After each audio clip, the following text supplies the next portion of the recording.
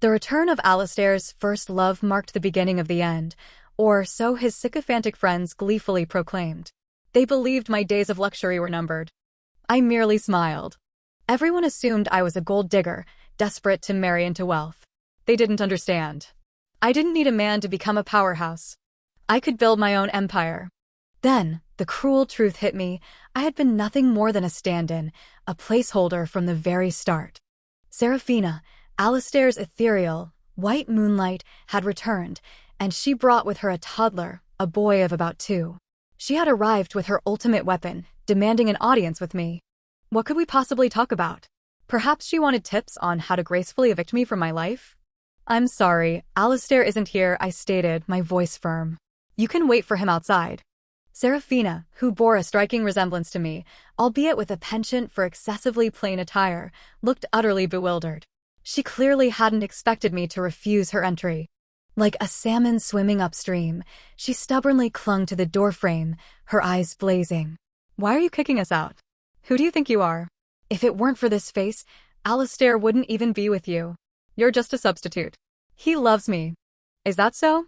He told me he loved me just last night, I retorted, my body strategically blocking the entrance. He had indeed said those words, in bed, more than once.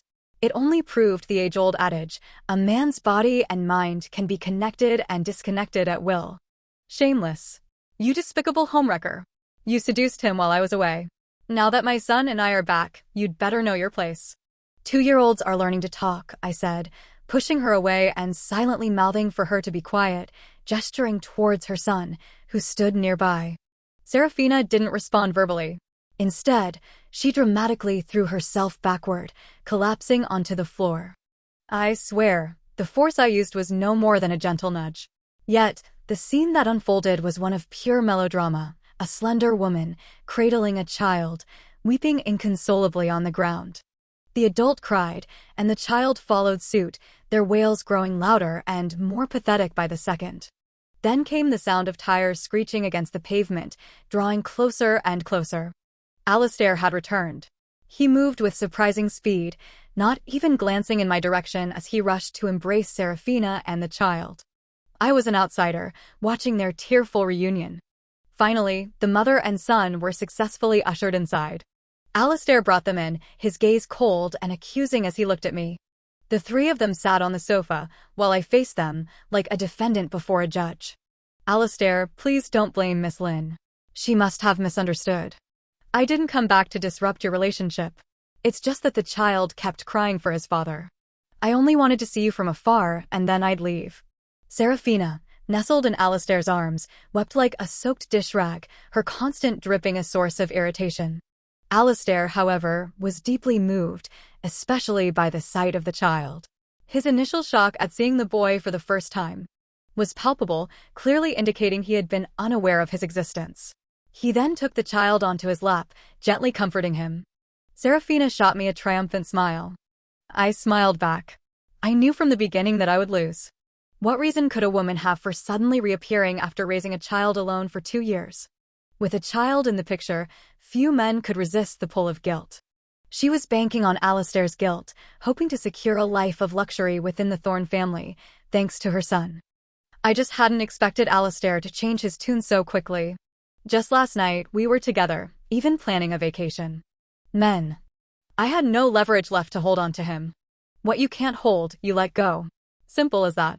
Lyra, I'm sorry. I'll compensate you for this, Alistair said. His handsome face, usually so refined and gentle, now spewed words that were like daggers of ice. Now that the real deal was back, with her trump card, there was essentially no place for me, the substitute. It was a shame I had wasted my genuine affection on a dog. I was never one for melodrama. Since I couldn't keep the man, there was no need for unnecessary compensation. All I wanted now was a fair settlement. Whenever he wanted me to leave, however far he wanted me to go, I would comply, immediately. Alistair summoned his driver, his face grim. Take Lyra to the apartment downtown. The ever-calculating Alistair wouldn't allow 2 rival women to reside under the same roof. Will you be coming over tonight, Mr. Thorne? I asked, seeking a final closure. I saw Seraphina nervously clutch Alistair's arm, as if afraid he'd be snatched away. Alistair gently patted her back, a smile of tenderness gracing his lips, a smile I had never witnessed before. My assistant will be there to handle some matters, Alistair said, his gaze deep and probing, as if assessing something. All right, I replied with a slight smile, turning to leave with grace. Alistair was a man of decorum, always leaving something unsaid. With things at this point, there was no need for me to delve further. His assistant's visit tonight would undoubtedly be for the purpose of tying up loose ends. That evening, the assistant brought good news. As expected, the house, the car, and a substantial sum of money were all included, a generous settlement that reflected Alistair's usual style. If I were to live a simple life, it would be enough to last me a lifetime. But I wasn't ordinary. Living off my savings wasn't my style. I wanted to make my money work for me. Alistair's friends were already mocking my shattered dreams of marrying into wealth. Who said a woman couldn't thrive without a man? Alistair had seen me as a substitute for Serafina. Well, he was wrong.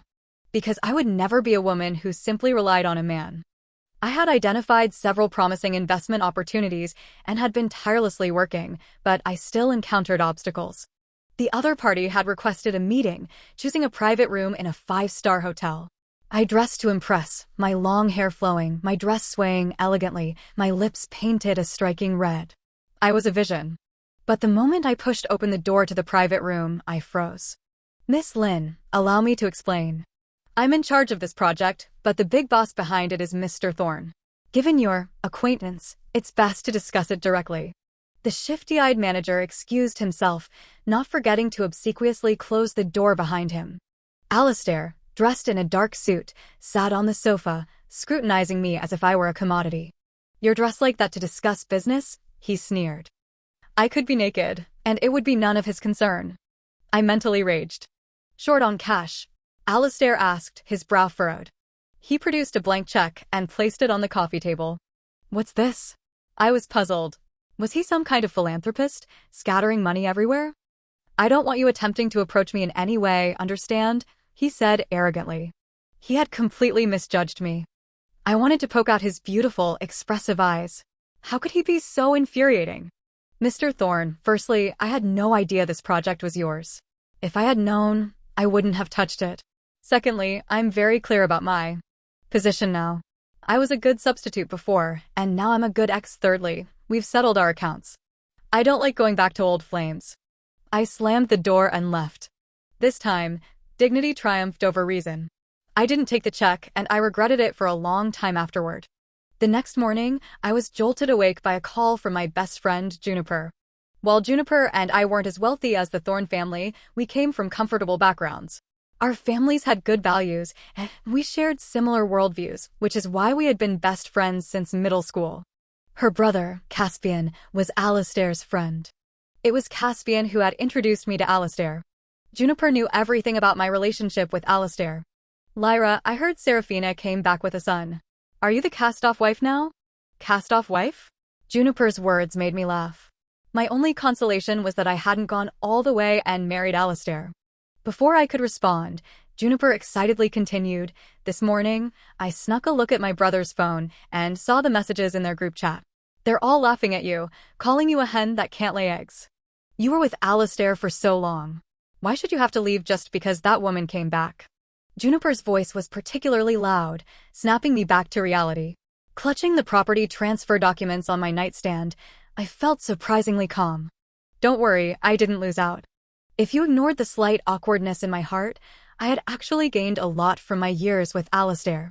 I had learned a great deal from him. I had eaten his fish and learned his fishing techniques. Those nights were not wasted. As a finance graduate, I viewed Alistair from a completely different perspective than Serafina. Serafina was primarily interested in Alistair's money. I valued him, his talent. Alistair was classic, old money. His worth was far greater than any top-tier MBA program. And he was available 24/7 year-round. I learned from him how to navigate the world, shedding many of my naive views.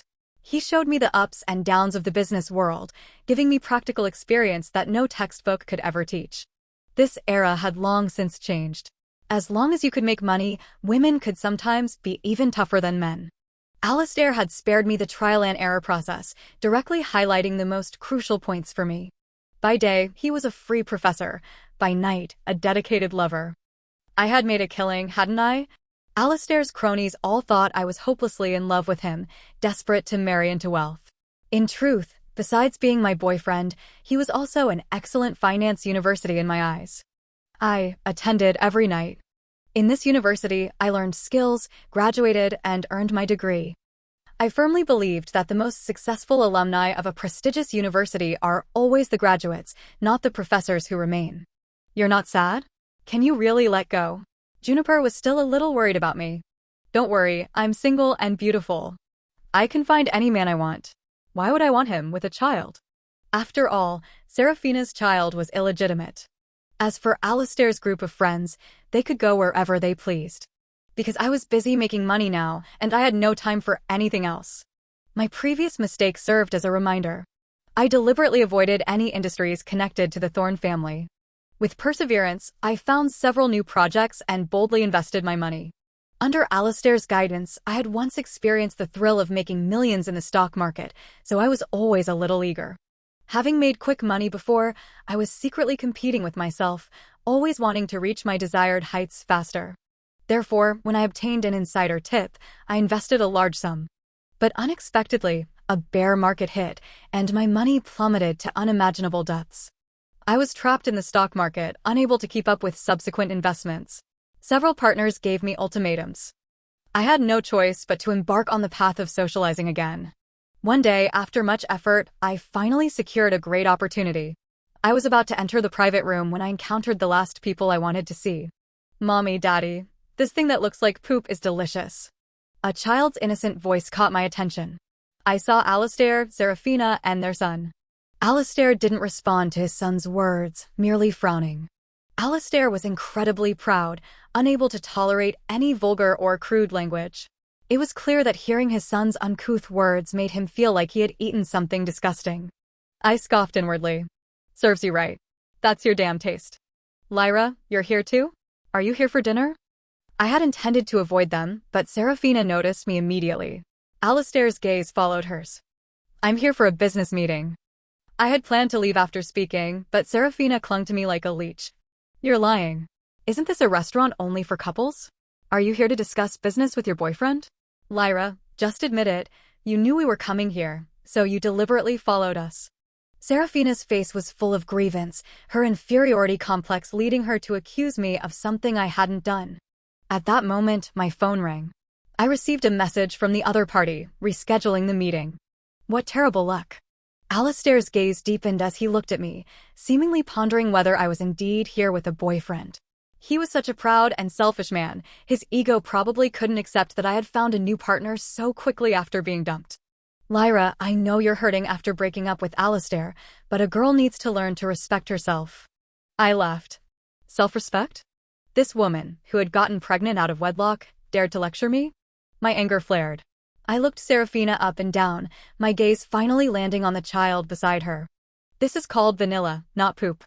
I gently touched the child's head, kindly reminding him. Seraphina's background was humble, which was why she had been sent abroad to study. But she had managed to hide her pregnancy and childbirth, which showed she had some cunning. Then, with a meaningful smile, I remarked, like father, like son. A leopard can't change its spots. What kind of lowlife would see poop everywhere and consider it normal? Seraphina was already shameless, so I wouldn't hold back. Seraphina's face flushed red, but she didn't lash out. Her pitiful, tearful expression was nauseating. Alistair's face also turned cold, but the smile on my face grew even brighter. Because this was just the beginning. I continued, someone wants to rise to prominence through their child. Have they ever considered that perhaps the person only wants the seed, not the dirt it's planted in? I deliberately emphasized the words dirt it's planted in. Seraphina hadn't been accepted by the Thorne family back then, forcing her to break up with Alistair and resort to using her pregnancy as a strategy. Did she really think she could smoothly marry into wealth now? At least, I wasn't optimistic. As expected, my blunt words brought tears to Seraphina's eyes. Alistair, look at Lyra, she's so vicious. She tugged at Alistair, trying to regain some ground. The child, seeing his mother cry, also started to wail. This was a high-end restaurant, and the commotion quickly attracted the attention of many diners. Seeing Alistair's rapidly darkening face, I smiled. Alistair had probably never been so humiliated in his life. But I didn't care. He deserved it. As expected, the next second, Alistair snapped, "Enough." But his reprimand wasn't directed at me, but at Seraphina and his son. Seraphina hadn't expected Alistair to lose his temper so dramatically. She immediately stopped crying and quickly calmed her son, but her pitiful expression was truly pathetic. However, Alistair's attention was clearly not on her, but on me. "Who are you here to eat with today?"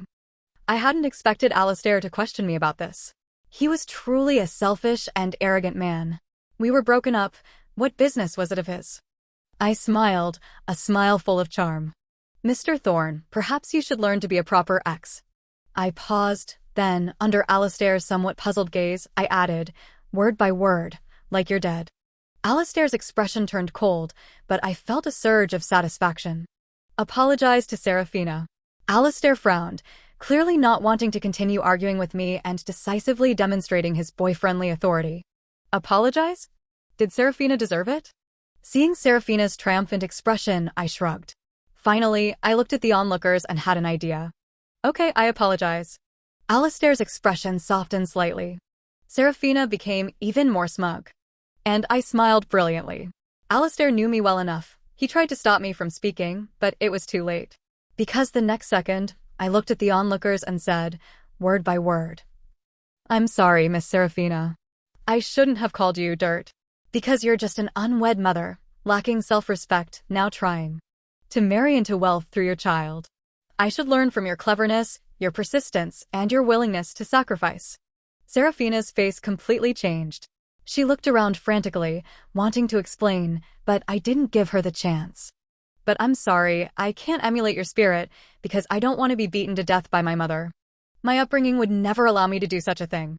As expected, after I finished speaking, whispers spread through the crowd, and the looks directed at Seraphina and her son changed. I then approached Seraphina, lowering my voice. "By the way, don't think losing Alistair is any loss to me. Because, compared to a man who doesn't love me, I prefer the pink color of money. And I also admire your quality of recycling trash." With that, I left gracefully without a backward glance. Alistair was a man who valued his reputation. He was in the wrong, and if he continued to argue with me, he would be the one to suffer. As expected, he didn't stop me. Instead, he suppressed his anger and dealt with the aftermath, having no time to spare for Seraphina and her son. After retouring home, I won the verbal battle. But I had to admit, my recent losses were significant. I had paid the price for my youth and impulsiveness. However, I wasn't one to give up easily. I reorganized my finances. The situation was dire, so every step I took from now on had to be solid. If I could find excellent partners, it might be a good choice. Although my motto was to thrive independently, it didn't preclude the possibility of joining forces with exceptional partners to achieve greater success. Everyone has a weakness. Alistair was no exception. His half-brother, Oberon, was his Achilles' heel. Alistair's position in the Thorne family wasn't secure. After Mrs. Thorne's death, Alistair's father had brought Oberon and his mother into the family. Oberon was 2 years older than Alistair, technically his elder brother. But Alistair refused to accept this brother. His diligence and hard work over the years, even his decision to break up with Seraphina against his father's wishes, were all due to this rivalry. Oberon. I softly spoke the name, my mind flashing back to the first time I met Oberon at Alistair's villa. It was Alistair's birthday. The men's crude entertainment naturally involved women. So, when I inadvertently offered a business suggestion to Alistair's company, Alistair's friends deliberately tried to embarrass me in front of him. The gist of it was that I was just a gold digger, worthless except for my looks. I should be submissive and act like a trophy wife. I laughed. I wanted to retort, but Oberon was quicker. He argued logically and respectfully, telling everyone that everyone was born of a woman, so there was no reason to disrespect women. Oberon's appearance completely ruined Alistair's mood, especially when he saw Oberon defending me in public and not giving his friends any face. Alistair naturally took every opportunity to humiliate Oberon.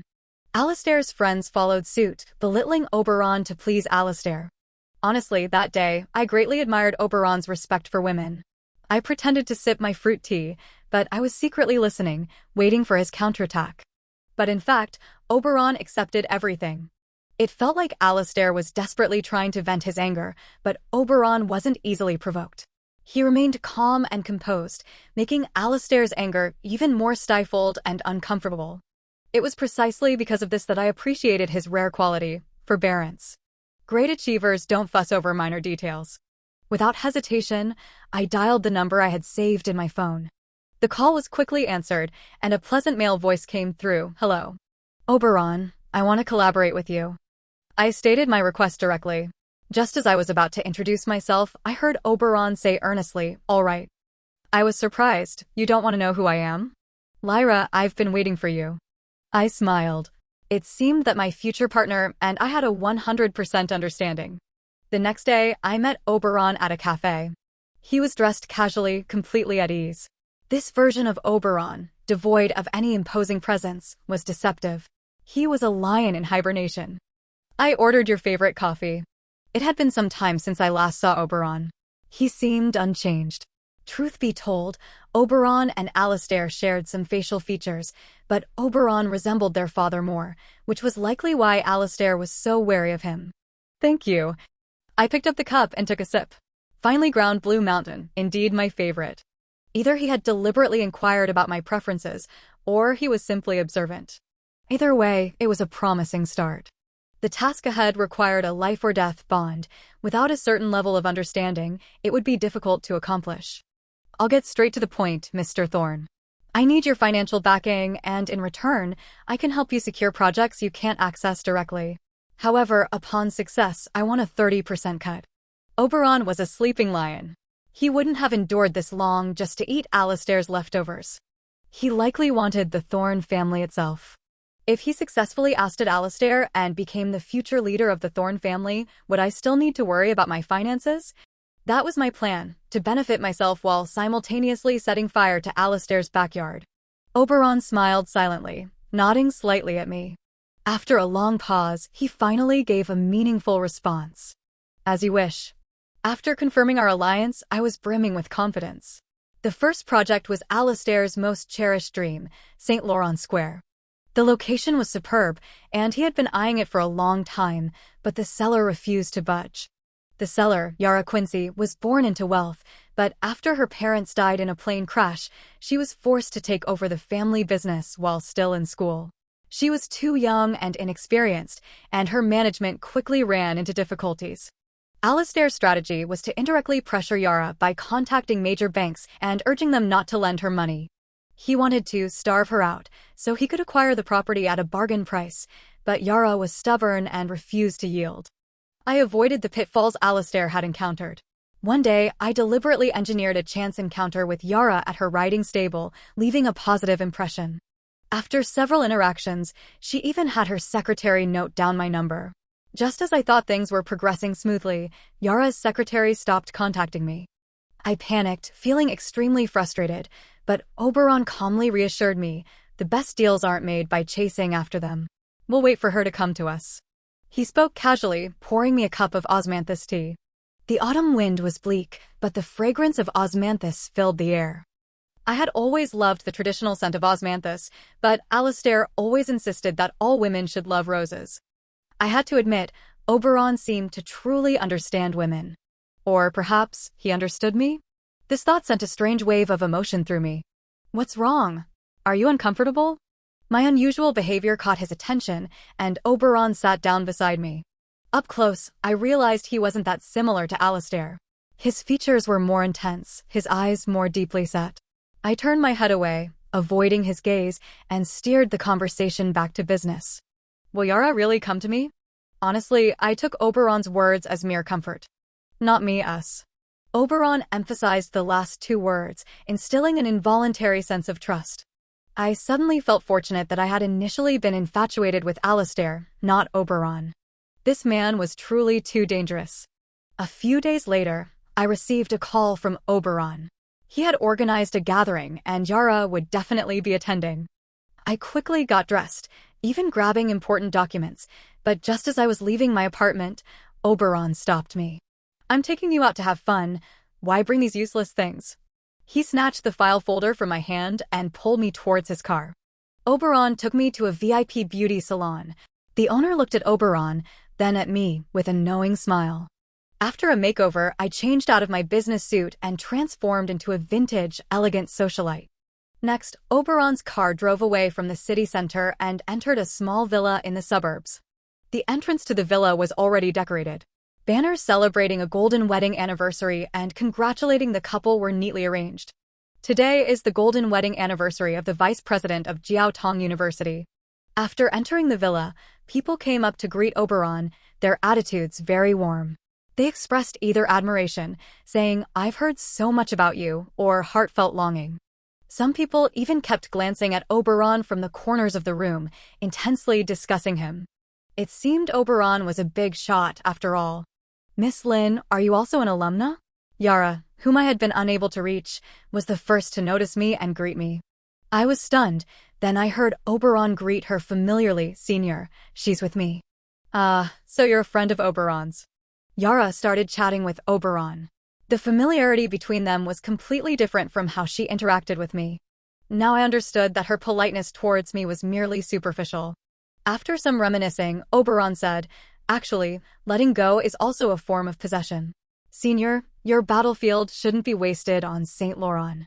This art gallery in the Netherlands will be auctioned next month, but if the first loan interest payment is made by the end of this month, it can still retain its independent operating rights." Oberon unfolded his foldable phone, presenting the square screen to Yara. Yara's eyes lit up as she looked at the images on the screen. Her delight and longing were impossible to hide. It was like a shopkeeper who was certain the customer wouldn't bargain. At this moment, I felt confident. Oberon continued to talk to Yara, her eyes practically glued to the screen. He mentioned quotes and plans that I was already intimately familiar with. I didn't need to listen in, I knew them by heart. But my gaze began to unconsciously follow Oberon, already drifting away. "Thank you, Oberon. Really, for so long, only you have understood me." In her excitement, Yara officially set a date for signing the contract. On the way back, for some reason, a sentence suddenly popped out of my mouth. "Did you date this senior?" Oberon shook his head, answering my question. "It seems Mr. Thorne really does understand women." "Is that a compliment? Then I'll accept it." During a red light, Oberon glanced at me sideways.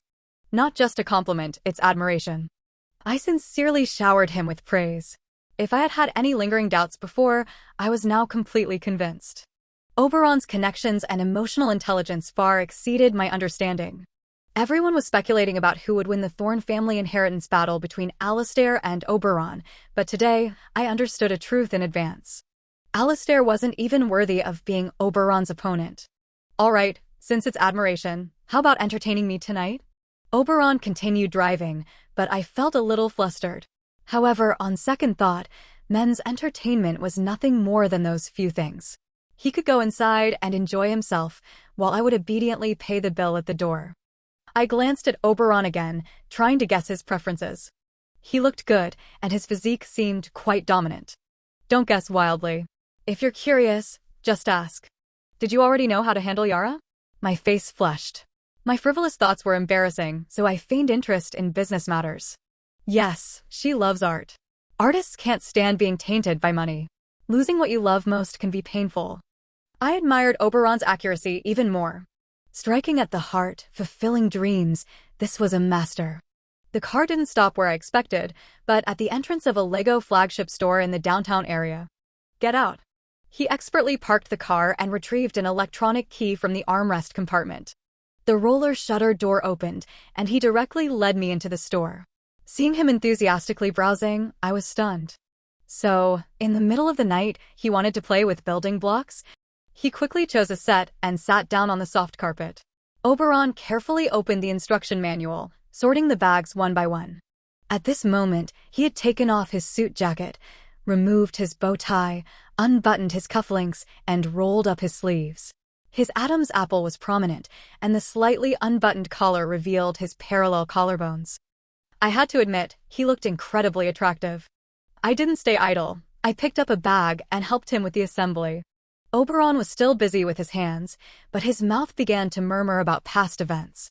When I was a child, I was envious of kids who played with these, not because the models were beautiful, but because the kids who built models had someone to accompany them. I was stunned. Oberon was probably talking about his father's companionship. The next second, he murmured with a smile, "Actually, I didn't feel too wrong myself, but my mother did." I didn't understand until I heard Oberon's explanation. Apparently, Oberon's mother wasn't his father's mistress. Oberon's mother also came from a scholarly family, but at the time, her family couldn't compare to the wealthy business-oriented Thorn family, so their relationship naturally ended. However, Oberon's mother was pregnant. The subsequent events were naturally cliché. Oberon's father, for the sake of his family's business, married Alistair's mother, giving her a title for life, but not love. It wasn't until Alistair's mother passed away that Oberon's father eagerly brought mother and son back. Those shameful and bleak past events, now spoken by Oberon, were as bland as if they were someone else's story. I used to think Alistair was the chosen one, that he had everything. Now it seems he's not very bright. He put down the Lego in his hand and looked at me, his gaze intense. I was stunned. What did he mean by, not very bright? The next second, Oberon asked with a smile, "Lyra, is it beautiful?" "Quite beautiful." His profile was handsome in the light, the kind of contours I liked. I was asking about the model I built. Oberon smiled, showing off the half-finished product in his hand. Oh, I had been played. Oberon quickly finished the model and gave it to me as a gift. When we reached my apartment building, I had already dozed off. I only woke up from my nap when my familiar ringtone sounded. Oberon was, for some reason, a little close to me. I got up too quickly, and my hair got caught on his jacket's lapel pin. "Don't move, you'll pull your hair." Oberon's voice was extremely gentle. I could feel his slender fingers carefully disentangling my hair. My head was pressed against his chest. With just a slight breath, I could fully inhale his scent. In this slightly chilly night, it gave me a sense of warmth. Okay. He stopped his movements, and I also raised my head. Oberon's hand didn't leave my vicinity, but moved closer. He unbuckled my seatbelt, confirming that I was completely free, and then pressed the car's central locking button. Oberon's thoughtfulness made me blush inexplicably. I then said goodnight and got out of the car, watching him drive away. My phone kept vibrating. Just as I was about to turn it off, I heard the caller's voice behind me. "It's only been a few days, and you dare not answer my calls?" I turned around and saw Alistair standing behind me, his face livid, even his jaw muscles visibly tense. He was angry, extremely angry. "Alistair, didn't I tell you? A good ex should be like their dead." I waved my phone, scoffing at his arrogance. "Lyra, you weren't like this before." Alistair still didn't understand. My previous behavior wasn't obedience, but a momentary tenderness arising from affection. He was truly foolish and arrogant. I didn't bother to argue, but Alistair stubbornly grabbed my hand, preventing me from leaving. "You could be with anyone, but you chose Oberon, that bastard. Are you deliberately trying to disgust me?" His narcissism exceeded the limits of my understanding. "You can disgust me, but don't disgust Oberon." Hearing me speak up for Oberon made Alistair even angrier. "I waited for you in the car for 3 hours. If he had nothing to do with you, would he have been staring at you sleeping for so long? You woke up and he hugged you, so impatient." If it weren't for Alistair's outburst, I wouldn't have realized that Oberon's behavior seemed a bit out of line. "Yes, I'm with him. What's it to you? Oberon is more handsome than you, smarter than you. He's better than you in every way. Unlike you. You had a son outside for 2 years and didn't even know it. And what white moonlight? You're a complete fool, played by Seraphina." After venting my anger, I took advantage of Alistair's momentary distraction and kneed him hard in a sensitive area, successfully escaping. Tonight, Alistair truly disgusted me. I quickly closed the door after I got home, afraid Alistair might follow me.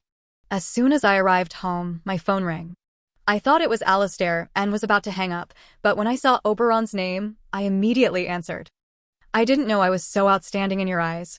How did Oberon know what I had just said to Alistair? Unless... I immediately ran to the balcony and saw Oberon's tall figure leaning against his car, looking relaxed. "You didn't leave." I used a definitive tone. I was going to play the hero, but unfortunately, someone didn't give me the chance. I took it as a compliment. Only then did I realize that I was a sucker for a good voice. Oberon's voice was so pleasant that I didn't want to hang up. By the way, I have a question for you. Suddenly, he changed his gentle tone and asked seriously, being with me, do you regret it? Although I knew his being together referred to our alliance, my face still flushed slightly. Of course not. And I'm sure Alistair's life will only get more difficult. Seraphina is not a pushover. Unexpectedly, my thoughts completely aligned with Oberon's. Alistair smiled, and before saying goodnight, he said something interesting. So sometimes, for a man, choosing the right woman is more important than choosing the right business. After hearing this, why did my face get even redder and hotter? A week later, Juniper excitedly arranged to meet me.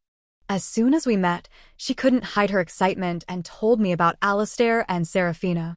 Seraphina wanted to rise in status through her son, but Alistair's father refused to agree. She made a scene every day, even creating a fake account and joining the Thorn family's WeChat group, where she started frantically posting pictures of the child. You have no idea, Uncle Thorn's face turned green. I heard he was so angry he vomited bile. Alistair's father had had his gallbladder removed and wasn't in good health. Just then, my WeChat also rang. It was a message from Oberon, containing a finalized transfer agreement. St. Laurent Square had officially changed hands. The corners of my already upturned mouth lifted even higher. It seemed that this time, Alistair was indeed in for a double whammy. Over the next week, the Thorn family was in complete chaos. First, a project led by Alistair went bust, facing accountability. Then, Alistair wanted to keep the child and drive Seraphina away, but Seraphina reported him to the police, causing a scene. Alistair's grandfather, who had been recuperating abroad, was forced to fly back from Switzerland. You have to hand it to old Mr. Thorn. He directly paid Seraphina $2 million to buy the child, otherwise, the child wouldn't acknowledge him. Because the old man's attitude was clear, Seraphina had no choice but to agree. I heard that Seraphina used a lot of tricks to get pregnant. She got a permit to Hong Kong and Macau, specifically to get ovulation-inducing injections in Hong Kong. She also got a lot of traditional Chinese medicine prescriptions for fertility, and she even secretly added sea dog pills to Alistair's food. As the most devoted gossip, Juniper provided me with the latest updates almost every day. The Thorn family's affairs were like a drama series for me. I shook my head, understanding what the return of Mr. Thorn Sr. meant. Seraphina's farce seemed to be coming to an end, but another major battle was about to begin. One rainy afternoon, I dressed solemnly and went alone to the Thorn family's old mansion in the distant suburbs. Aren't you going to introduce yourself?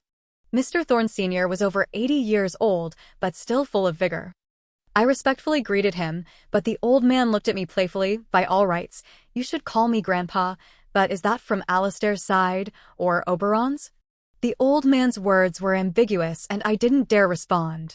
Indeed, I had had a relationship with Alistair, and I had no intention of hiding it. As for Oberon, to this day, we hadn't exchanged a single clear promise. It seemed we both understood, but neither of us had spoken up. I've dealt with that mother and son. Mr. Thorn Sr. spoke with a murderous air, and I was a little taken aback. We Thorns are a family of reputation. We can't tolerate the affair of an illegitimate child. Similarly, brothers fighting to the death over a woman is also unsightly. He looked at me, seemingly waiting for my assurance. I stand with Oberon.